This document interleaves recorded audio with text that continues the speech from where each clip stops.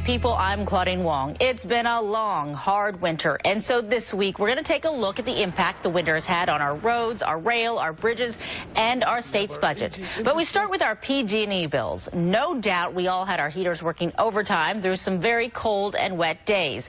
But when customers started getting their bills, that's when the real shock set in. Recent rate hikes prompted a lot of questions, and viewers asked us to get some answers. It's not difficult to find people unhappy about higher PG&E bills. Have you gotten a lot of feedback from the public since these bills started coming out in the winter and to now? We did. We did receive a lot of feedback from the communities. We had rate changes that took place from December of 2015 to December of 2016. And we don't want to surprise our customers. But it's fair to say that a lot of people were surprised.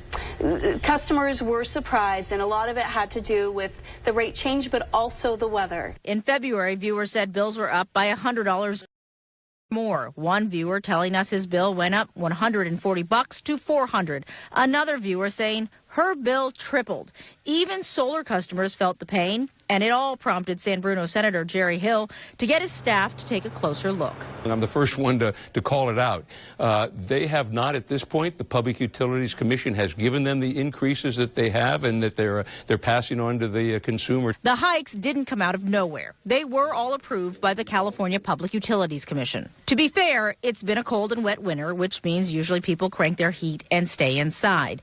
But we are talking about a 21% rate hike and another 2.1% residential rate increase in March and a high usage surcharge.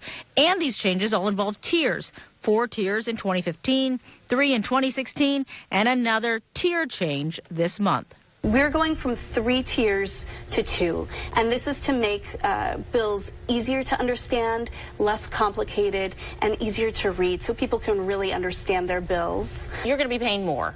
You will be paying more if you go into the 2nd tier. That's and then correct. You have this high usage surcharge. The high usage surcharge is for just a very small percentage, less than 10% of our highest using customers. And yes, low users are going to pay more because PG&E says through the years they haven't been paying enough. Critics have called that unfair.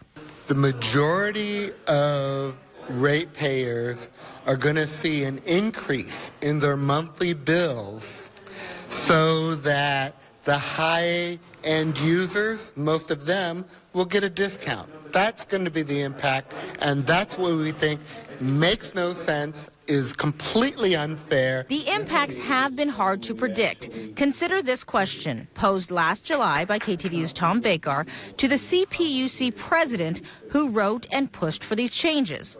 What is the percentage of customers who are face higher rates as opposed to the percentage of customers who are going to face lower rates? Damned if I know. Consider this recent article by the Los Angeles Times. The report found that by 2020, California will produce 21% more electricity than it needs. And then there's San Bruno. Pablo Sanchez tweeting, looks like the public in general is paying for the San Bruno settlement. The number one question that I've gotten feedback from people is the money that PG&E is making from these rate changes paying for the San Bruno explosion? And the answer is no. Those fines are being paid for strictly by shareholders. They're not coming from our customers' bills. So where's this money going?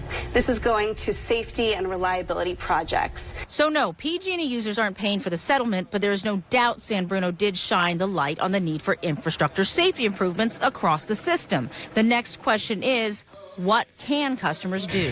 PG&E says there are programs not being used. The CARE can bring your bill down 20% or more, and we have nearly 200,000 customers who have not signed up for CARE that do qualify. And you should know what you're using and paying for, which can also be hard. One man tweeted he had an empty house and an $800 bill. Another man tweeted he did use his heater, but he still thought he was charged too much. We asked PG&E to take us through an online tool that people told us was actually pretty helpful, and we used an actual bill from a KTVU staffer. So what we'll do is we'll compare last year's bill to this year's bill, Sure. And you can see that it is $60 more. That's correct. Okay, so now if you want to see the details why is this happening? We've got those details. You can look at gas or electricity. Okay, so it says we used more electricity because of changes in weather. This customer had other energy usage. So something may have changed in their lives. A child may have moved back into this customer's home. They may have started working from home. Now, if we wanted to look a little bit more. And here we're going to look at energy usage details. Okay. It shows, first of all, the weather, the temperatures. And then it shows where your usage is in terms of like the cost. You can also compare yourself to neighbors. So this user, this is our user, is using a lot. This user compared is to neighbors. Using more than his neighbors, his or her neighbors. And if you really want to, you can watch hour by hour. This person at 11:30 in the morning, for some reason, ran something that required a lot of electricity. Yeah, so you can see exactly hour by hour. You can get the clues to understanding and managing your energy usage. Okay. And if you need help remembering to turn down your heat or turn off your lights, set an alert. Basically, let's say your typical bill is $100. You want to set that as your threshold. If it looks like you're going to be going over $100, we'll either email, text, or call you. And it is never a bad idea to check that plan. If this customer goes to time of use, they could save $100. Bottom line, there's no easy fix to these high PG&E bills, but in the short term,